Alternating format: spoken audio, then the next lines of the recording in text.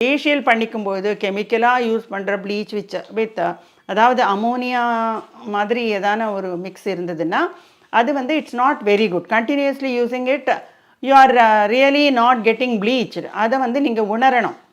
நம்ம ப்ளீச் பண்ணிட்டு இருந்தாலும் நம்ம கலர் மாறுறது கிடையாது. You are the same.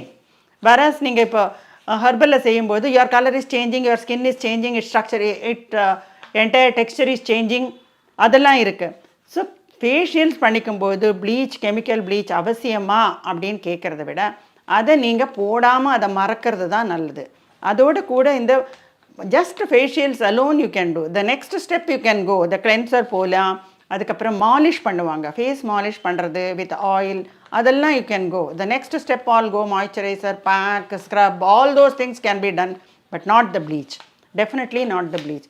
Whereas நீங்கள் வந்து அந்த மாதிரி போகாமல் நீங்கள் ப்ளீச்சை உங்களோட இயற்கையில் நீங்கள் தயாரிச்சுக்கோங்க. ஒன்றுமே வேண்டாம், வெண்ணெய் எடுத்துக்கோங்க, கொஞ்சம் வெண்ணெய், அன்சால்டட் பட்டர். வீட்டில் இருக்கிற தயிரில் வந்து வர வெண்ணெயே கூட, ஆடையிலேருந்து எடுத்துக்கிற நீங்கள் ஒரு வெண்ணெயை கூட போதும் உங்களோட யூஸ்க்கு.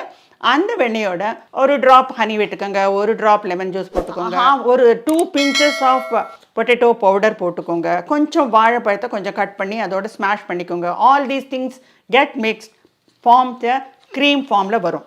அந்த ஃபார்மை எடுத்து கண்ணை சுற்றியும் ஹோல் ஃபேஸும் நீங்கள் போடும்போது you will have the real bleach.